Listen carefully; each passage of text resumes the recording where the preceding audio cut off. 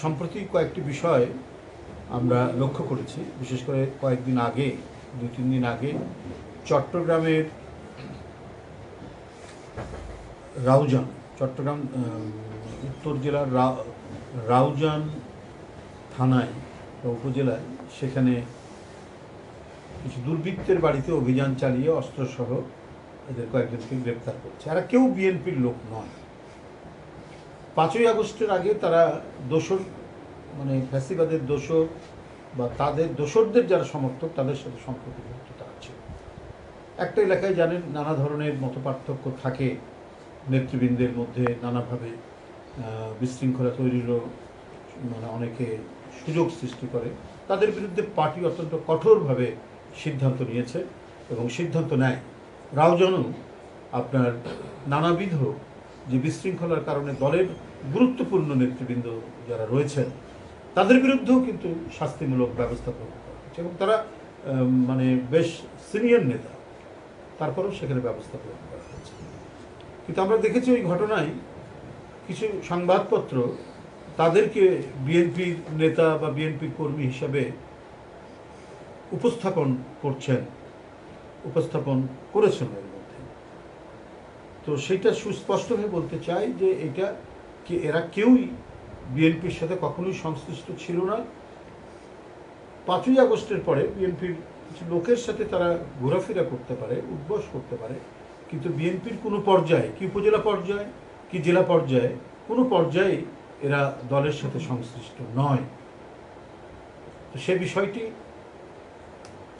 আপনাদের মাধ্যমে সারা দেশকে অবহিত করলাম এবং গণমাধ্যমের কাছেও আমাদের অনুরোধ, তারা যেন বস্তুনিষ্ঠতাকে অগ্রাহ্য করে কোনো শোনা কথা বা অন্য কোনো কথায় সংবাদ পরিবেশন করলে এটা সমাজের মধ্যে তীব্র প্রতিক্রিয়ার সৃষ্টি হয়।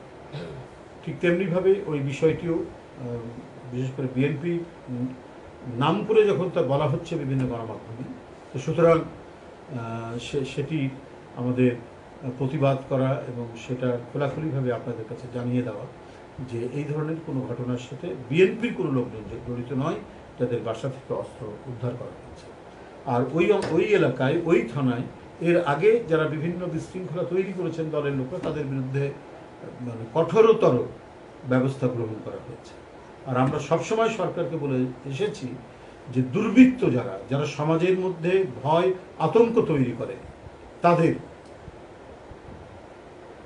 যে কোনো পর্যায়ে যে কোনো মুহূর্তে আইনের আওতায় নিয়ে এসে বিচার বা শাস্তি নিশ্চিত করা। এ ব্যাপারে আমরা আমাদের বক্তব্যে আমরা আমাদের যে আহ্বান জানাই সেখানে কোনো দ্বিধা নেই এবং অনেক ক্ষেত্রে শুধু দল থেকে সাংগঠনিক ব্যবস্থাই গ্রহণ করা হয়েছে তাই নয়, অনেক ক্ষেত্রে দলের নাম ভাঙিয়ে যদি কেউ দুর্বৃত্তপনা করে, কেউ যদি সমাজ বিরোধী কোনো কর্মকাণ্ডে লিপ্ত হয়, দলের শৃঙ্খলা বিরোধী কর্মকাণ্ডে লিপ্ত হয় এবং যেগুলো খুব তীব্র প্রতিক্রিয়ার সৃষ্টি করে মানুষের মধ্যে, তাদের বিরুদ্ধে দলের থেকেও মামলা দেওয়া হয়েছে এবং আইনের আওতায় নিয়ে আসার কথা বলা হয়েছে। এবং সরকারকেও আমরা বারবার বলেছি যে আপনারা আপনাদের দায়িত্ব পালনে, বিশেষ করে সমাজ বিরোধী দুর্বৃত্তরা যারা সমাজে দাপিয়ে বেড়াচ্ছে, এদের বিরুদ্ধে জিরো টলারেন্স, একেবারে আপনারা কঠোর থেকে কঠোরতর ব্যবস্থা গ্রহণের কথা আমরা বারবার বলেছি। কিন্তু কোথায় যেন অন্তর্বর্তী সরকারের একটা ল্যাপস বা আমি বলবো যে একটা ঢিলে ঢালা ভাব আমরা লক্ষ্য করি এবং 5ই আগস্টের পরে বিভিন্ন জায়গায় বিভিন্ন সন্ত্রাসী বাহিনীরও আমরা দেখেছি যে তাদের উদ্ভব হচ্ছে। তো এই আমলে তো এটা হওয়ার কথা না। একটা বিপ্লবের পর মানুষের প্রত্যাশার সাথে তো বিপ্লবের বা একটা গণ আন্দোলনের সামঞ্জস্য থাকে। প্রত্যাশা পূরণটা নিশ্চিত করা হচ্ছে একটা ব্যাপক গণ অভ্যুত্থান। একটি সরকার ফ্যাসিবাদী আচরণ করে গোটা জাতিকে তার কবজার মধ্যে নেওয়ার যে প্রাণান্তকর চেষ্টা করেছে বিগত 15-16 বছরে, সেইখান থেকে মানুষ পরিত্রাণ চাচ্ছে, সেখান থেকে মানুষ বাঁচতে চাচ্ছিল, মানুষ শ্বাসরুদ্ধকর পরিস্থিতির মধ্যে জীবনযাপন করছিল।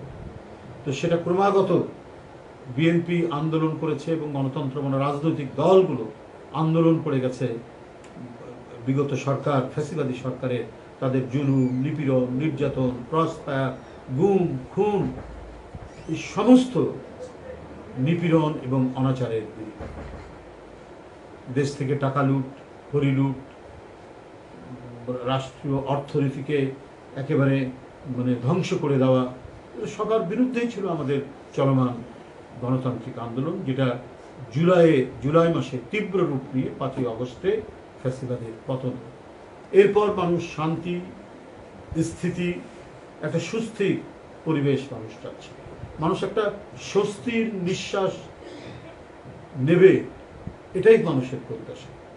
মানুষ হয়তো কিছুটা স্বস্তির নিঃশ্বাস পেয়েছে, কিন্তু এই যে বিভিন্ন সামাজিক যে উপদ্রব তৈরি হয়েছে, যে ধরনের বিশৃঙ্খলা এবং সমাজ বিরোধী বিভিন্ন গ্রুপের তৈরি হয়েছে, বিভিন্ন বাহিনী তৈরি হয়েছে, খুলনায় হুমা বাহিনী, এই সমস্ত নাম কেন এখন আসবে? এই সরকার নিরপেক্ষ সরকার, তার কাছে সে দলনিরপেক্ষভাবে যারা সন্ত্রাসী, যারা সমাজ বিরোধী, যারা ডাকাত, চাঁদাবাজ, যারা নদীর বালু দখল করে, তাদেরকে কোনোভাবেই ছাড় দেবে না।